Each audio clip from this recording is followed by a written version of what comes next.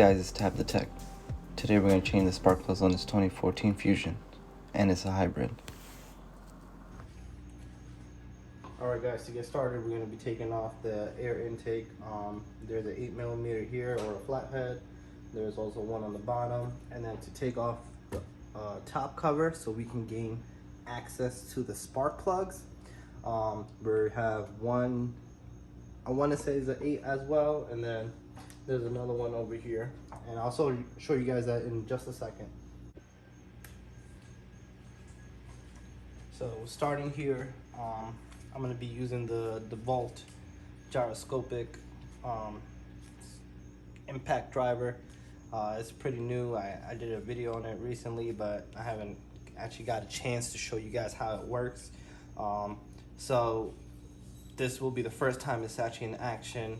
For those of you that don't know what this is, basically it's a gyroscopic impact driver. So the way it works is you got a button right here, and the direction you want to turn, you just rotate your hand that way, and as you can see, it starts turning. The farther you go, the faster it goes. Same thing on the other side. So it's a cool tool. I think my favorite thing is that I can attach anything that uses the heads. So I think it's amazing. But to see it in action, we're gonna go ahead and do it. I guess I lied, that's not an 8.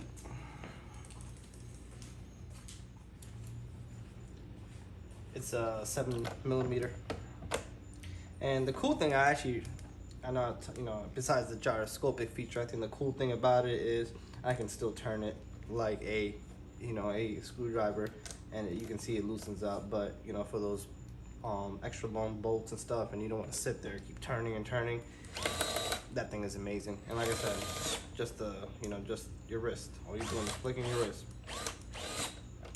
I think it's amazing. So 7mm or a flathead, that's what you're looking at for here. Go ahead, loosen that up. Once it's loose, it should be able to pull out. I was saying there's another one right here. So the second one is, it's hard to see with the camera, but it is right there. Try to see if I can get you guys zoomed in. Right there. So I can reach it pretty easy, or put an extension to get into it. But I'm gonna go ahead and loosen that one up and take this part out, and then we'll work on the cover.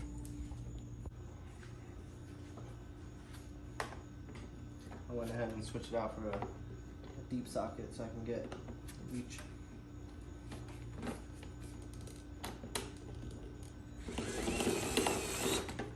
Just like that. Got that part out. There's a zip tie right here holding this. Let's see if we really need to take it out. Might not need to. Go ahead and move it over. Just be careful not to break. It's all plastic. Now, I'll go ahead and move these. So,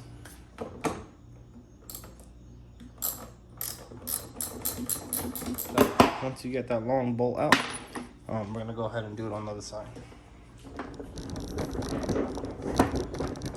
This is the one right here.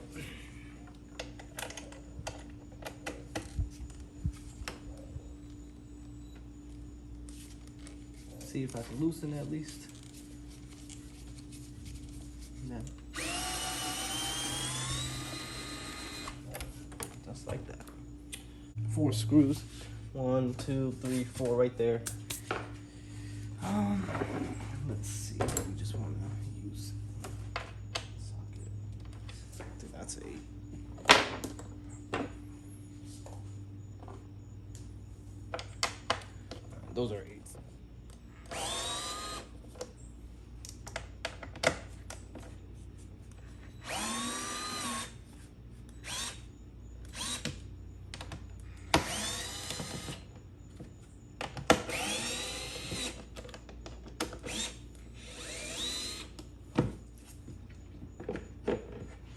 Air filter. So we're doing a tune-up on this car, and we're going to be replacing the air filter as well. So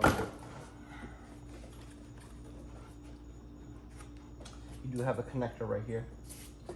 These have a red locking pin, or tab I should say. and you gotta pull up that tab. So these right here have a red locking pin tab, a red locking tab. Pull this up, and then you press down on the connector, and it should just lift up just like that. All right, and continue removing this cover.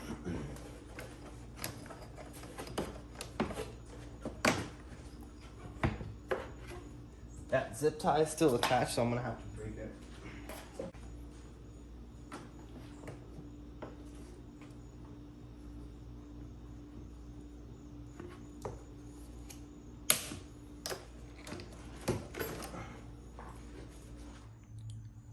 Now, once the top cover is removed, we are gonna go ahead and take out the coil packs.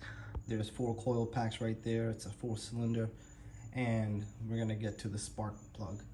Now, that being said, this customer that I'm doing this for, he did bring me OEM parts. Typically, I will not replace spark plugs unless they are the OEM parts, because I do not want to be responsible for the customer's engine having a mechanical error or just blowing up or whatever the case is due to their lack of judgment on parts. Some customers are educated on that, some customers aren't. However, they're not the mechanic. I'm the one that's servicing the car, so if they don't know, then it's your job to kind of tell them, hey, you might want to get these parts instead, because if you put aftermarket parts or junk parts or Chinese parts that you just buy off of Amazon and eBay just to save a couple bucks, in the long term, as mechanics, people know that those parts can fatally damage your engine, not run right, misfire. As a business owner, the last thing you want is a customer to come back with an issue. And if you can, from the beginning, recommend the right parts and just make sure you educate your customers throughout the process, then you're not gonna have comebacks.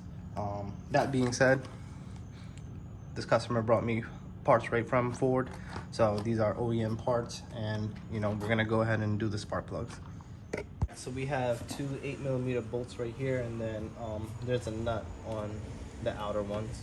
So I'm gonna start with the middle. We can go ahead and by unplugging each coil, just like that.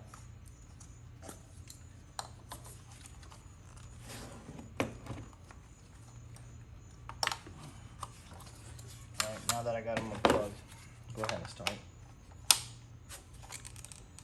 I don't know if this one's gonna have enough torque to take these out. Oh. Not a spicer, by the way. Want to be.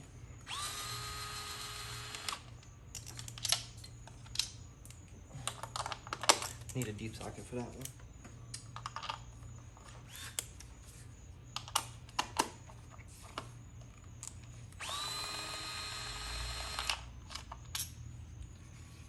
This one is covered. All right, just lift it up.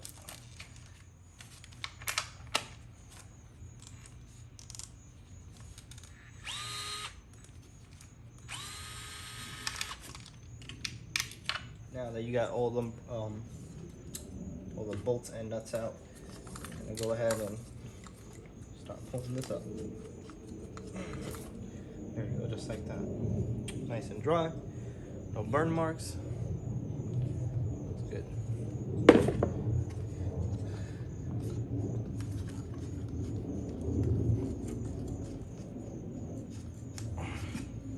Give it a little bit of wiggle.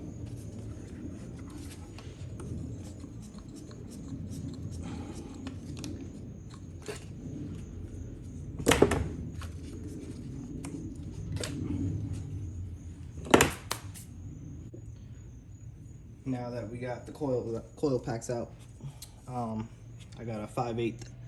You can have a spark plug socket. I'm personally just gonna use a magnet to get them out, because I don't have anything to grab the spark plug with. But simply just putting it down. I like to just use 2 extensions.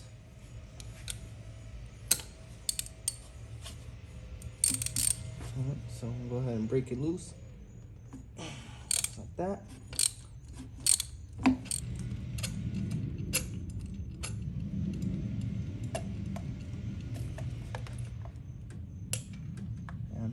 just like that. But we're gonna go ahead and do the same process for the next 3.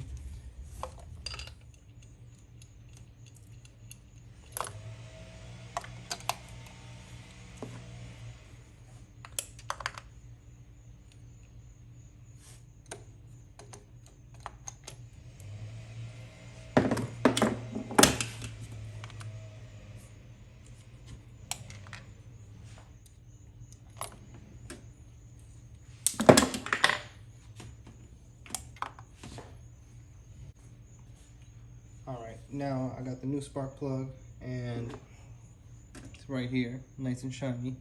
So this is where my issue lies. Since I don't have a spark plug socket, you know, if I try to put it in there, I only got a certain amount of time before it goes. However, if you guys don't have a spark plug socket, I'm gonna show you a cool trick. Take a piece of towel, just like this. Slap that bad boy in there just like this. But you don't want it to really come between the threads. Just like that. See? Now it don't fall. Just make sure you get that tissue out. Once you're done, start with the first one. Does not matter what order you start in. Yeah, once you're done tightening, you gotta look up torque specs and torque it down to that spec. So I'm just gonna tighten it a little bit, and then once I'm all done, I'm gonna torque them all down. So hand tight, and look, the napkin came out with it. Amazing. Next one.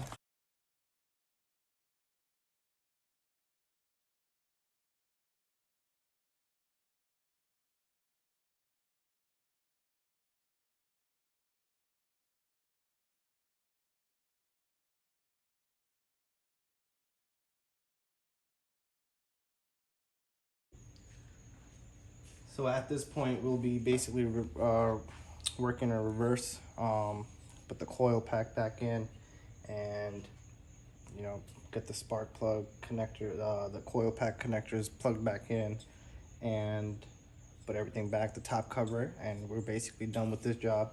So I'll do a time lapse of that. This way you guys don't have to watch everything in slow motion or anything like that. So you guys will see me put everything back just the same way as I took it off. I broke a zip tie, so I have another zip tie. I'll go ahead and attach that back on, make sure I do everything, leave it the way I basically got it. So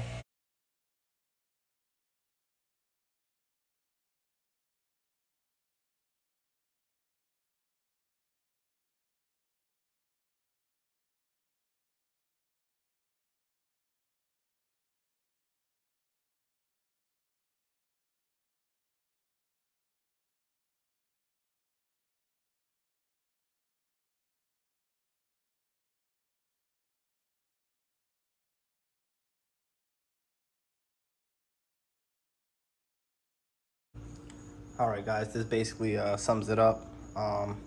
It is a pretty straightforward job, simple tools. You don't need anything complicated.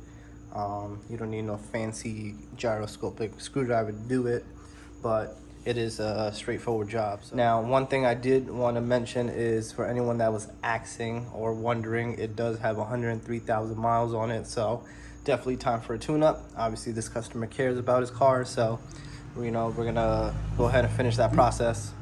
I have Mia here. She is barking at the mail lady. She was my helper today. She did a majority of the sleeping, so you know, I gotta keep me going. But like I said, till next time, man, tap the tech. You guys have a good day.